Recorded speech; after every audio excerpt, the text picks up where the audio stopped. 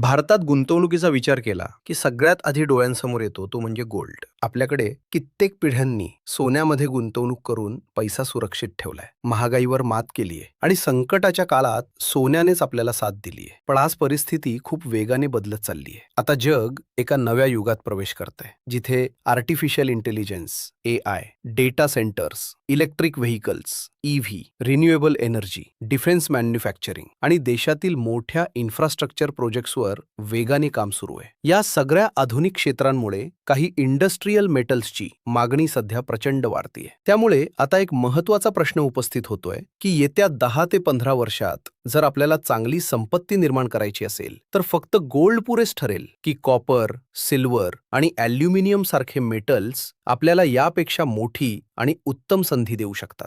भारत सध्या जगातील सर्वात वेगाने वाढणाऱ्या अर्थव्यवस्थांपैकी एक आहे. आज आपली इकॉनॉमी सुमारे $4 ट्रिलियन आसपास आहे आणि येत्या काही वर्षात ती 7 ते 8 ट्रिलियन वर नेण्याचं टार्गेट आहे. पण ही वाढ फक्त कंपन्या, सर्व्हिस सेक्टर किंवा मॅन्युफॅक्चरिंगमुळे होणार नाहीये. या सगळ्या विकासाचा खरा पाया असणार आहे इलेक्ट्रिसिटी. इंटरनॅशनल एनर्जी एजन्सीच्या अंदाजानुसार भारतातील विजेची मागणी 2030 पर्यंत दरवर्षी सरासरी 6% दराने वाढणार आहे. म्हणजेच काय, तर येत्या 5 वर्षात भारत तब्बल 570 TWh पेक्षा जास्त अतिरिक्त वीज वापरणार आहे. ही वाढ इतकी मोठी आहे की कित्येक विकसित देशांचा वर्षाचा एकूण वीज वापरही यापेक्षा कमी असतो. आता या सगळ्या बदलांमध्ये नेमकी कोणती गुंतवणूक आपल्याला चांगला फायदा करून देईल? याआधी आपण कॉपर आणि इतर महत्त्वाच्या मेटल्सवर व्हिडिओ बनवलेच आहेत. पण आजचा हा व्हिडिओ खूप महत्त्वाचा आहे, कारण आज आपण गोल्ड व्हर्सेस अदर मेटल्स यांच्यात थेट तुलना करणार आहोत.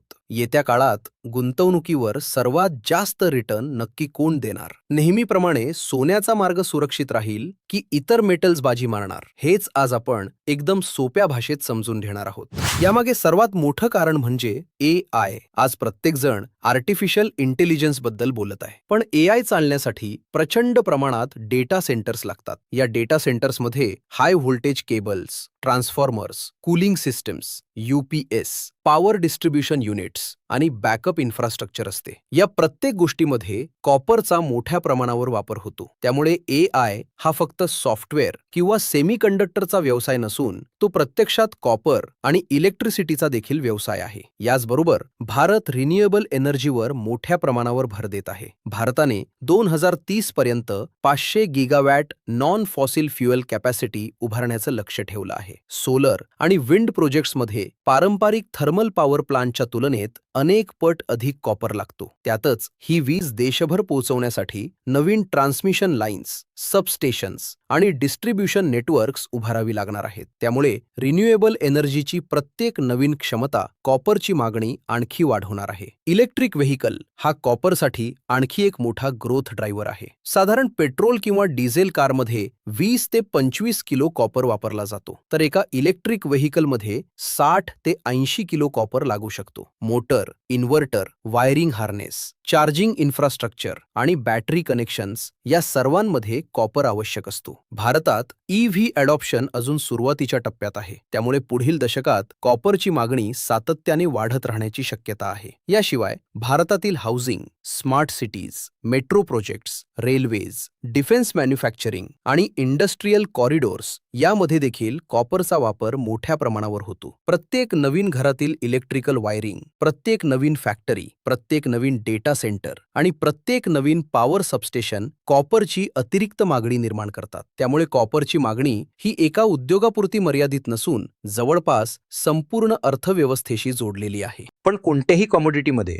फक्त डिमांड पाहून गुंतवणूक केली जात नाही. सप्लाय देखील तितकीच महत्त्वाची असते. कॉपरची सर्वात मोठी ताकद म्हणजे त्याची सप्लाय. नवीन कॉपर माइन सुरू करण्यासाठी अनेकदा 10 ते 15 वर्ष लागतात. पर्यावरणीय परवानग्या, गुंतवणूक, उत्खनन आणि उत्पादन सुरू होण्यासाठी मोठा कालावधी लागतो. त्याचवेळी जगातील अनेक जुन्या कॉपर माइन्समधील ओर ग्रेड सातत्याने कमी होत आहे. इंटरनॅशनल एनर्जी एजन्सीच्या अंदाजानुसार जागतिक कॉपर डिमांड 2024 मधील सुमारे 26.7 मिलियन टन्सवरून 2030 पर्यंत 31.3 मिलियन टन्सपर्यंत जाऊ शकते. तर क्लीन एनर्जी संबंधित कॉपर डिमांड जवळपास 40% पेक्षा जास्त वाढण्याची शक्यता आहे. यामुळे डिमांड आणि सप्लाय यांच्यात भविष्यातील अंतर वाढण्याची शक्यता अनेक तज्ज्ञ व्यक्त करत आहेत.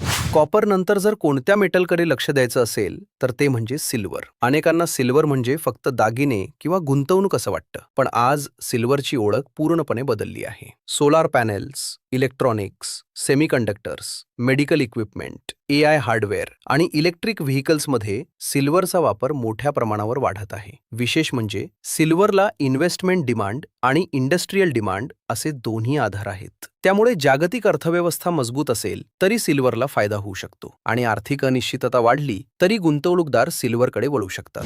ॲल्युमिनियम हा देखील पुढील दशकात महत्त्वाचा मेटल ठरू शकतो. कॉपर इतकी मोठी ग्रोथ स्टोरी नसली तरी railways, metro, aerospace, defence, EV manufacturing, packaging आणि पॉवर ट्रान्समिशन या सर्व क्षेत्रांमध्ये ॲल्युमिनियमचा वापर वाढत आहे. हलकं वजन, रिसायकलेबिलिटी आणि कमी उत्पादन खर्च यामुळे ॲल्युमिनियमची मागणी भारतात सातत्याने वाढण्याची शक्यता आहे. काही वर्षांपूर्वी लिथियम आणि निकल हे EV रिव्होल्यूशनचे सर्वात मोठे विजेते मानले जात होते. मात्र आज परिस्थिती काहीशी बदलली आहे. विशेषतः लिथियममध्ये जगभरात नवीन उत्पादन क्षमता वाढलेली गेल्यामुळे मोठ्या प्रमाणावर ओव्हर सप्लाय निर्माण झाली आहे आणि त्यामुळे किमतींवर दबाव आला आहे. EVची ग्रोथ स्टोरी संपलेली नाही, पण कॉमोडिटी सायकलमुळे या मेटल्समध्ये व्हॉलॅटिलिटी जास्त राहू शकते. त्यामुळे दीर्घकालीन गुंतवणूक करताना व्हॅल्युएशन आणि सप्लाय सायकल समजून घेणं आवश्यक आहे. भारतीय गुंतवणूकदारांनी जर या थीममध्ये गुंतवणूक करायची असेल तर कॉपरमध्ये हिंदुस्तान कॉपर, हिंडाल्को इंडस्ट्रीज आणि वेदांता, ॲल्युमिनियममध्ये हिंडाल्को आणि नॅल्को, तर सिल्वरसाठी सिल्वर ETF किंवा सिल्वर म्युच्युअल फंड्स यांसारखे पर्याय विचारात घेता येऊ शकतात. मात्र कोणत्याही एका मेटल किंवा एका कंपनीवर संपूर्ण पैज लावण्यापेक्षा डायव्हर्सिफिकेशन अधिक योग्य ठरू शकते. माझ्या मते पुढील दशकात कॉपर हा सर्वात मजबूत वेल्थ क्रिएशन थीम ठरू शकतो. त्यानंतर सिल्वर आणि ॲल्युमिनियम हे देखील चांगल्या संधी देऊ शकतात. मात्र याचा अर्थ गोल्डची जागा कोणी घेऊ शकतो असा अजिबात नाही. गोल्ड हा इंडस्ट्रियल मेटल नाही आणि त्याची भूमिका कॉपर, सिल्वर किंवा ॲल्युमिनियमपेक्षा पूर्णपणे वेगळी आहे. हजारो वर्षांचा इतिहास, सेंट्रल बँक्सकडून सातत्याने होणारी खरेदी, चलनावरील विश्वास कमी झाला तर सुरक्षित पर्याय, महागाईपासून संरक्षण, युद्ध किंवा जिओपॉलिटिकल क्रायसिसमधील सेफ हॅवन आणि भारतीय संस्कृतीतील विशेष स्थान या सर्व कारणांमुळे गोल्डचे महत्त्व कायम राहणार आहे. म्हणूनच भविष्यातील शहाणा गुंतवणूकदार गोल्ड की कॉपर असा प्रश्न विचारणार नाही. तो गोल्डकडे वेल्थ प्रिझर्वेशन म्हणून आणि कॉपर, सिल्वर व ॲल्युमिनियमकडे वेल्थ क्रिएशन थीम्स म्हणून पाहिल. पोर्टफोलिओमध्ये दोघांची भूमिका वेगळी आहे आणि पुढील दशकात याच संतुलित दृष्टिकोनातून सर्वाधिक फायदा मिळू शकतो.